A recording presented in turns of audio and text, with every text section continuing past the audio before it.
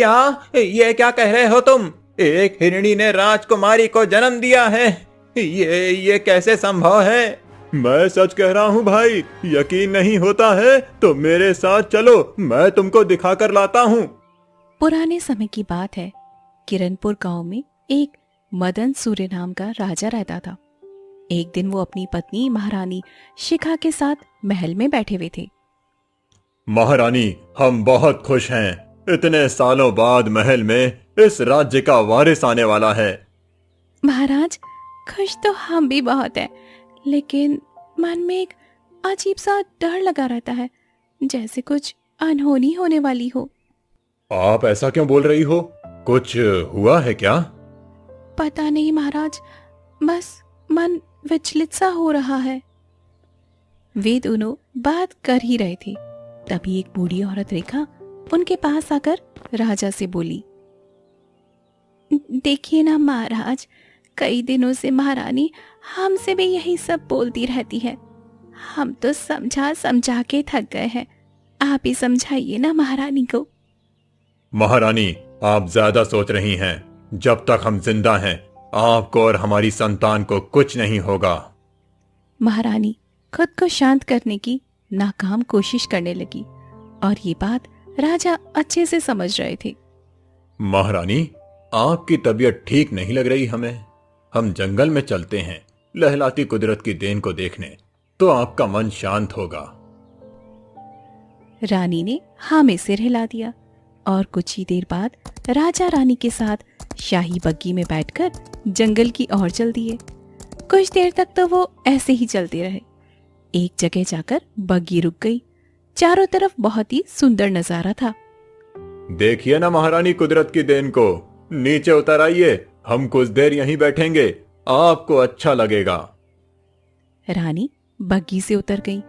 राजा और रानी एक पेड़ के नीचे बैठ गए और बातें करने लगे। वो अभी बातें कर ही रहे थे, तभी राजा की नजर एक शिकारी पर पड़ी, जो एक चिड़िया पे निशाना साधे बैठा था।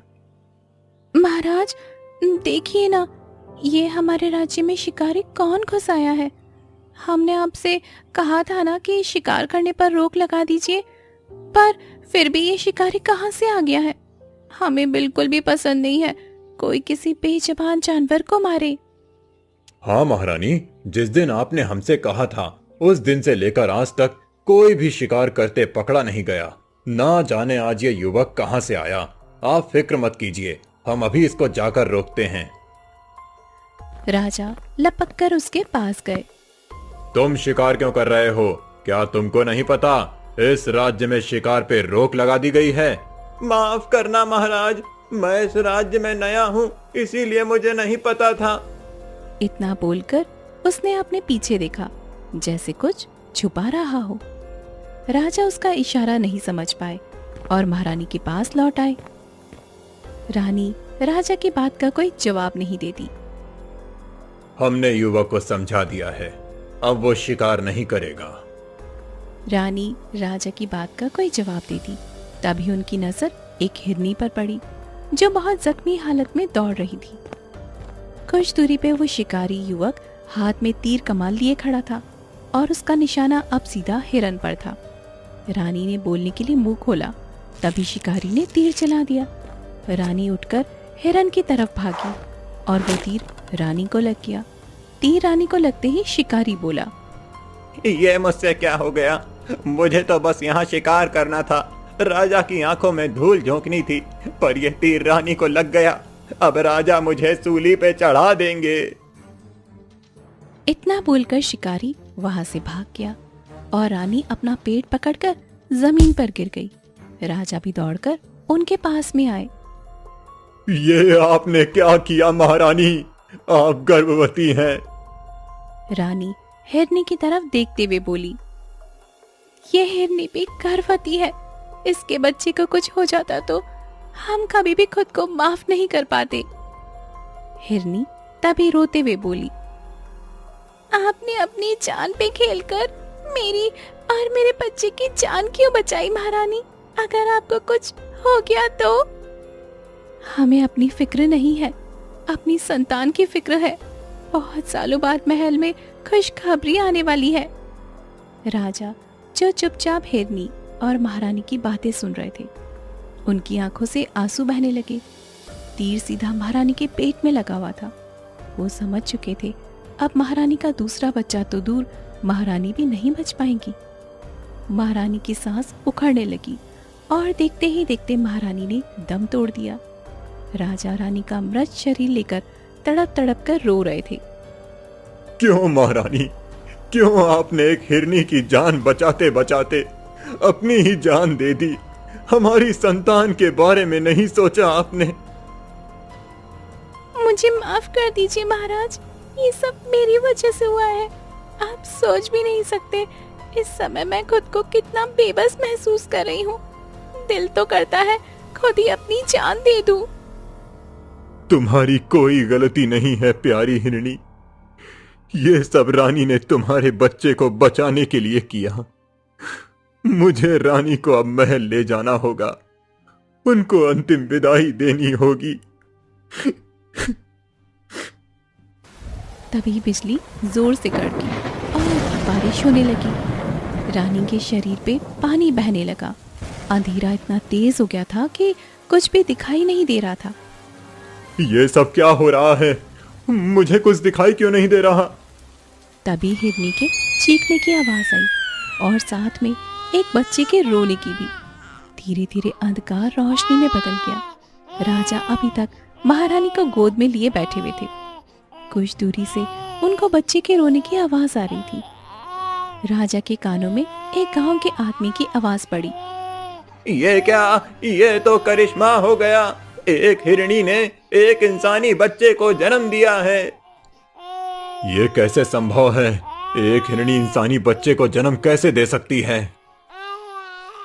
राजा यह सुनकर हैरान हो गए। राजा ने महारानी का सर जमीन पर रखा और हिरनी के पास जाकर देखा तो वो हैरान रह गए। हिरनी अपने इंसानी बच्चे के साथ बैठी हुई थी। उसकी आंखों में आंसू थे। राजा को देखकर हिरनी बोली, महाराज, मैंने आपकी महारानी और बच्चे को छीन लिया। महारानी को तो नहीं लौटा सकती। ऊपर वाले ने मुझे एक इंसानी बच्चा देके मुझ पर उपकार कर दिया है। आप इस बच्चे को ले जाइए, मेरा दर्द थोड़ा कम हो जाएगा। हिरनी, ऊपर वाले के करिश्मों से हम अच्छी तरह वाकिफ हैं, परंतु ये जो हुई है, आज इसे देखकर हम भी चौंक गए। तुम हिरनी होकर इंसानी बच्चे को जन्म दे रही हो, इसका ये मतलब बिल्कुल भी नहीं है कि हम तुम्हारा बच्चा ले जाएं। जो हुआ उसमें तुम्हारी गलती बिल्कुल नहीं थी, इसीलिए हम तुम्हें तुम्हारे बच्चे से अलग नहीं करेंगे।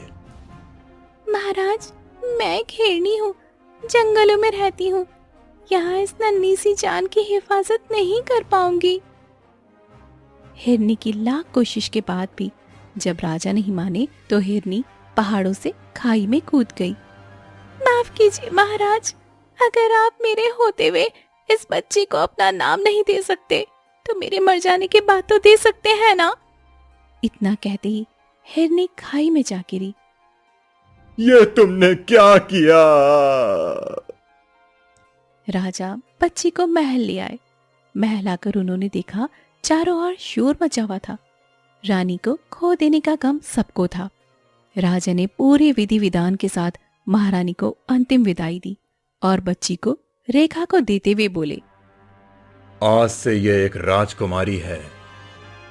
तभी मंत्री वहां पर आए और उनसे बोले, माफ करना महाराज, परंतु ये एक हिरणी की संतान है। ये बात पूरा गांव जानता है। वो युवक है ना मोहन, उसने खुद हिरणी को इंसानी बच्ची को जन्म देते देखा है। अगर इस बच्ची को हमने महल में रखा तो हमारी बहुत बदनामी होगी। हाँ नहीं तो क्या इसको महल से बाहर फेंकवा दूं, ये जानते हुए भी कि वो इंसानी बच्ची एक हिरणी की संतान है? हमारा मतलब वो नहीं था। महाराज, हमें इस बच्ची की आंखों में महारानी की झलक दिखती है। हमें ऐसा लगता है जो बच्चा महारानी की कोख में मर गया, वो बच्चा हिरनी की कोख में आ गया होगा। वरना ऐसा चमत्कार तो हमने आज तक अपनी पूरी जिंदगी में नहीं देखा। हमें भी ऐसा ही लगता है रेखा। काश हम गांव वालों से ये राज छुपा पाते। कुछ दिन ऐसे ही बीतते हैं। राजकुमारी समय के साथ बड़ी होने लगी। वो अब एक सुंदर, साहसी और बुद्धिमता राजकुमारी बन चुकी थी।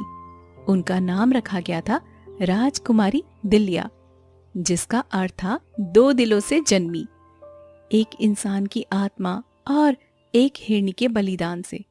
राजमहल में हर कोई उसे प्रेम करता था, लेकिन कुछ मंत्रियों और दरबारियों के मन में अभी भी वह बात चुभ रही थी। ये जंगल से आई लड़की, ये कैसे हमारे सिर पर राज करेगी? नहीं, हमें इसे हटाना ही होगा। जब तक ये महल में है, हमारा महत्व खत्म होता जा रहा है। तो अब क्या करना है मंत्री जी? एक ऐसा खेल खेलना है जिससे सबको लगे कि ये लड़की राज्य के लिए खतरा है। लोग जब भरोसा खो देंगे तो इसे खुद ही दरबार से बाहर कर देंगे। मंत्री ने रात के समय अपने 2 सबसे भरोसेमंद आदमियों को चुपचाप अपने कक्ष में बुलाया। आदेश दीजिए मंत्री जी, जान भी लगा देंगे। महल के गुप्त खजाने से सारी कीमती चीजें, हीरे, मोती, गहने और सोना चुपचाप निकालो और जाकर सब कुछ राजकुमारी दिलया के कमरे में छुपा दो। ऐसा लगना चाहिए कि उसने खुद ही चोरी की है। पर मंत्री जी, अगर पकड़े गए तो? पकड़े नहीं जाओगे, सब संभाल लिया है मैंने। चाबी मेरे पास है और दरबार में बाकी काम मैं कर लूंगा। तुम बस आज रात ये काम निपटा दो। जैसा आदेश मंत्री जी, कोई शक नहीं होगा। महल में सब सो रहे थे।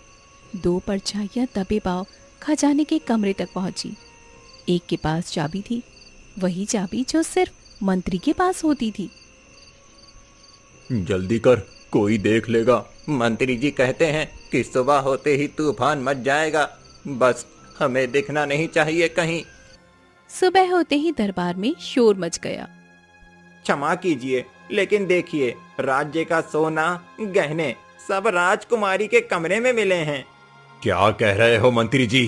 ये कैसे संभव है? महल में जो कुछ भी है वो सब राजकुमारी का ही तो है। वो चोरी क्यों करेगी? पिताजी, मैंने कुछ नहीं किया। मैं निर्दोष हूँ। मुझे फंसाया जा रहा है। रेखा, 2 भरोसेमंद सिपाहियों के साथ जाकर इस चोरी की तह तक पहुंचो। सच्चाई अभी और इसी दरबार में सामने आनी चाहिए। रेखा 2 सिपाहियों के साथ जांच में जुट गई। उधर 2 सैनिक जो मंत्री के आदमी थे, एक कोने में खड़े होकर आपस में हंसी में कुछ कह रहे थे। उस समय रघु नाम का एक किसान का बेटा महल के भंडारे में अनाज देने आया हुआ था। भाई, आज तो मजा आ गया। मंत्री जी ने हमें जो काम दिया था वो भी पूरा हो गया और ऊपर से सोने की मुद्राएं अलग।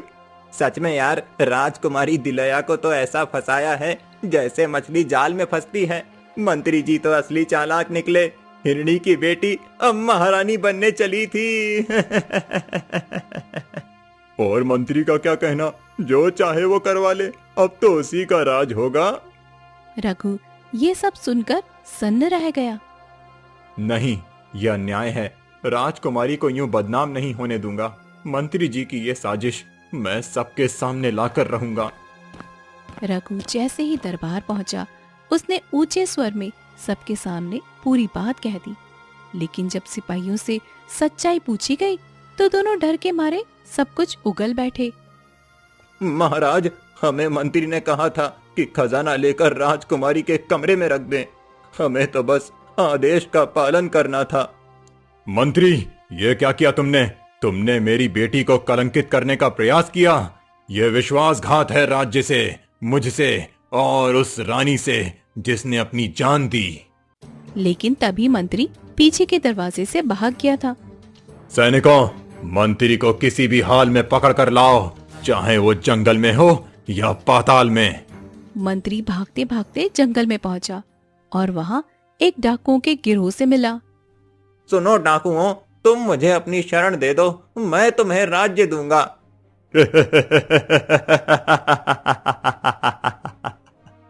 क्या दे सकते हो तुम मंत्री जी?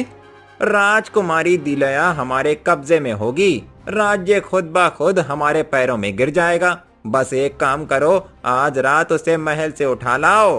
तू तो मंत्री है, राजमहल में पलता है, लेकिन मैं इतना बड़ा खतरा क्यों मोल लूं? अगर बात खुल गई तो मेरी गर्दन जाएगी, तुम्हारा क्या बिगड़ेगा? तू ये करेगा मैं जानता हूँ, क्योंकि लालच तेरे खून में है और सत्ता की चाबी मेरे पास। अगर दिलया हमारे पास है तो सारा खजाना भी और आधा हिस्सा तेरा होगा, ये मेरा वादा है। ठीक है, आज रात को ही मेरे आदमी महल में घुसेंगे, राजकुमारी दिलया को उठा लेंगे, चुपचाप बिना किसी शोर शराबे के। लेकिन एक बात याद रखना, हमें महल का पूरा नक्शा चाहिए, गलती की कोई गुंजाइश नहीं होनी चाहिए। ये रहा महल का नक्शा। महल का हर चप्पा चप्पा, हर पहरेदार की जगह मुझे रट गई है। राजकुमारी का कमरा उत्तर दिशा में 3री मंजिल पर है, वहां तक पहुंचने का गुप्त रास्ता भी इसमें है। बस इस बार चूक मत करना, ये मौका दोबारा नहीं मिलेगा। चिंता मत करो मंत्री जी, इस बार ना तो राजकुमारी बचेगी और ना ही उसका राज। कल सुबह जब सूरज उगेगा, ये राज्य हमारा होगा। रात के अंधेरे में एक नकाबपोश डाकू महल में घुसता है और राजकुमारी दिलिया को चुपचाप अगवा करके ले जाता है। अगली सुबह वह दिलिया को डाकुओं के अड्डे पर लाकर मंत्री के सामने खड़ा कर देता है। तो आ गई महारानी दिलया। देखो, जिसे तुम अपना राज्य समझती थी, अब वो हमारा है। तुम आधी जानवर हो, आधी इंसान। तुम जैसी किसी जंगली गुफा में रहने लायक होती है, ना कि राजमहल में। मंत्री, सौदा पूरा हुआ, अब इस लड़की की जिम्मेदारी मेरी। उधर उसी जंगल में रघु लकड़ियां तोड़ रहा था। अचानक उसे कुछ आवाजें सुनाई देती हैं। वह पास जाकर सब कुछ सुन लेता है। तो ये लोग राजकुमारी को मारने की साजिश कर रहे हैं? नहीं, अब मुझे कुछ करना होगा। रघु भागते भागते बाजार पहुंचता है। जल्दी जल्दी एक दुकान में घुसता है। क्या चाहिए? एक साधु का वेश चाहिए, नकली दाढ़ी, चोला जटा, सब कुछ। अरे भाई, कोई नाटक है क्या? कुछ ऐसा ही समझ लो। दुकानदार सारा सामान दे देता है। रघु साधु का भेष बदलकर जंगल में निकलता है। जंगल में डाकुओं की गुफा के पास रघु ध्यान की मुद्रा में बैठ जाता है। डाकू और मंत्री उसे दूर से देखते हैं। कौन है ये? लगता है कोई पहुंचा हुआ साधु है, ध्यान कर रहा है। रघु धीरे धीरे आंखें खोलता है। ओ तुम, हाँ तुम ही हो, एक चाकू की तरह हो, काट दोगे हर कठिनाई को। मुझे जाने दो बाबा, तेरा नाम भैरव है, तू चाहता है इस राज्य का सबसे अमीर आदमी बनना। अभी अभी तूने एक राजकुमारी का अपहरण किया है ना? हाँ बाबा, आप तो सब जानते हो। ये सब ध्यान में प्रकट हुआ है। तेरे भाग्य में बहुत धन लिखा है, पर एक शर्त है, मंत्री के साथ विश्वास रखना। बाबा, मेरे बारे में कुछ कहिए। तू पूर्व जन्म में एक राजकुमार था और आज तू एक मंत्री है। तू और भैरव 7 जन्मों से कर्म कर रहे हो। बाबा, हमारे साथ रहिए, आप हमारे मार्गदर्शन बनो। यही तो मैं चाहता था। आइए बाबा, अंदर चलिए, झोपड़ी में खाना तैयार है। रघु झोपड़ी में जाकर बैठ जाता है। सामने पत्तल में उसे खाना दे दिया जाता है। फिर रघु खाना खाकर उठता है।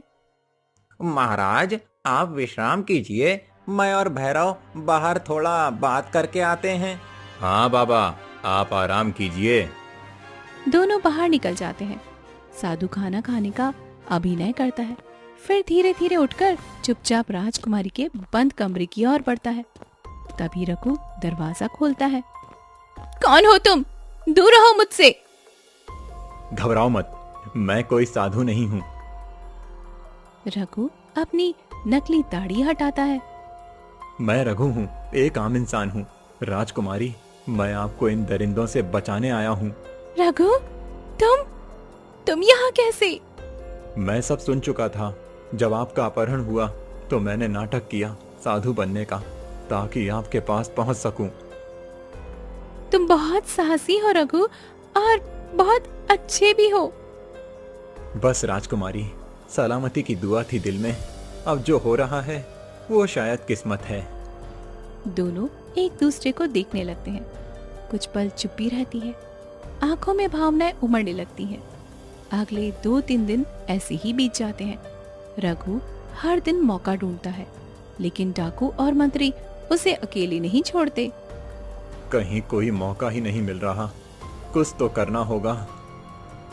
एक दिन दोपहर में रघु अकेले जंगल में टहल रहा होता है।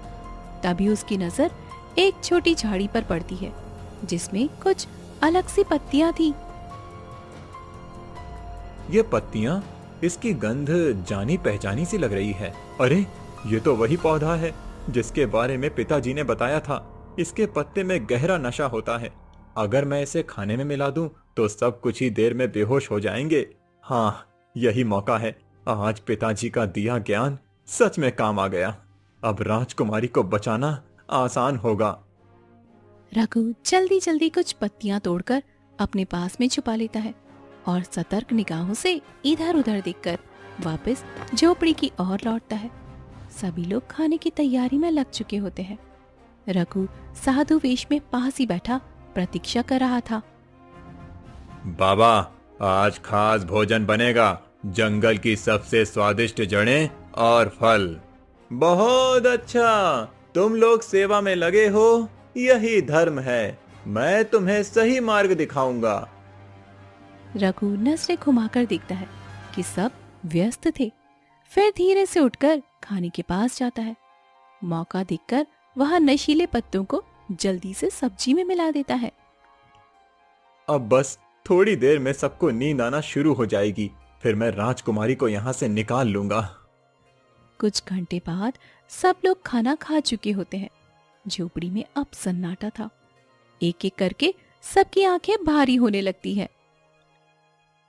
हाँ, भैरव, मुझे नींद आ रही है। लगता है थकान ज्यादा हो गई है। हाँ, अजीब सी थकावट। सो लेते हैं बाबा, आप विश्राम करें। अब आया असली समय। कुछ ही देर में सब लोग गहरी नींद में सो चुके होते हैं। झोपड़ी में केवल रघु की आंखें ही जाग रही होती हैं। वह चुपचाप उठता है और राजकुमारी को लेकर भागने लगता है कि उसी वक्त सैनिक भी वहां पर आ जाते हैं। पकड़ लो इसे, यही है जिसने राजकुमारी को अगवा किया। नहीं, रुको, इसने हमारी जान बचाई है। ये तो मुझे चुपचाप यहाँ से निकाल कर ले जा रहा था। मैंने सबके खाने में नशीला पदार्थ मिला दिया था ताकि वे सब बेहोश हो जाएं। अब भी सब अंदर सो रहे हैं। आप चाहें तो खुद जाकर देख लीजिए। तुम जाओ, अंदर जाकर देखो क्या हाल है।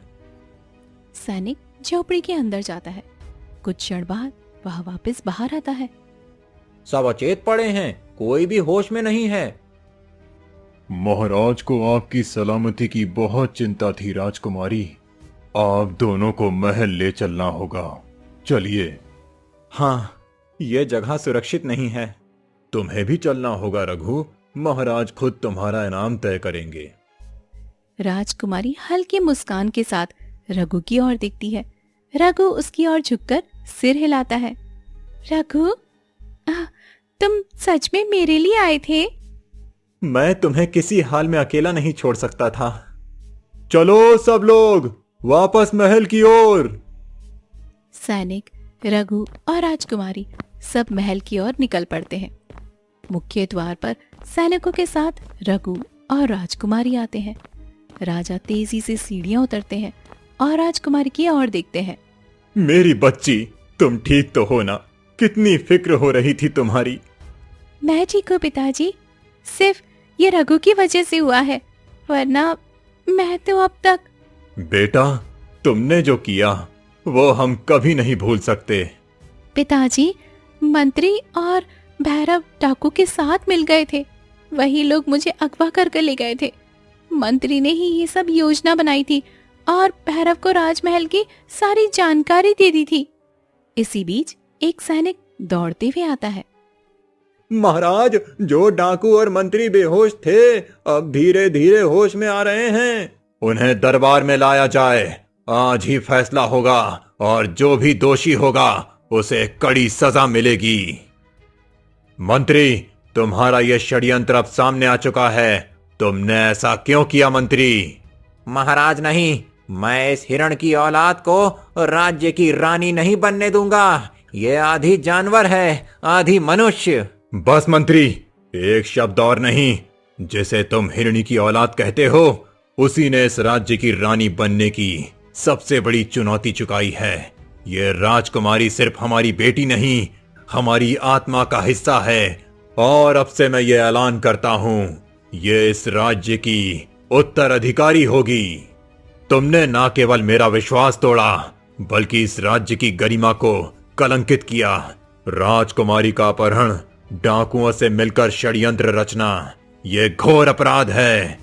और भैरव सिंह, तुम जैसे धूर्त डाकू को भी इस राज्य की भूमि पर अब एक पल की भी जगह नहीं मिलेगी। सैनिकों, इन दोनों देशद्रोहियों को तुरंत कारागार में डाल दो और ये सजा सबके लिए एक चुनौती होगी। सैनिक दोनों को घसीटते हुए ले जाता है। रघु शांत खड़ा सब कुछ देख रहा था। तभी राजा उसकी ओर देखकर मुस्कुराते हैं। रघु, तुम्हारा साहस, तुम्हारी बुद्धिमानी और निस्वार्थ सेवा ने मेरी बेटी को एक नई जिंदगी दी है। मैं गर्व से कह सकता हूं, तुम जैसे वीर को इस राज्य की सेवा में देखना चाहता हूं। आज से तुम इस राज्य के मुख्यमंत्री घोषित किए जाते हो। महाराज, ये मेरा सौभाग्य होगा कि मैं आपकी सेवा कर सकूं। अब आप मंत्री बन चुके हैं, तो क्या अब भी आप मेरे लिए समय निकाल पाएंगे? हाँ। अगर आपका साथ मिले तो मैं मंत्री नहीं, सिपाही बनकर भी खुश रहूंगा।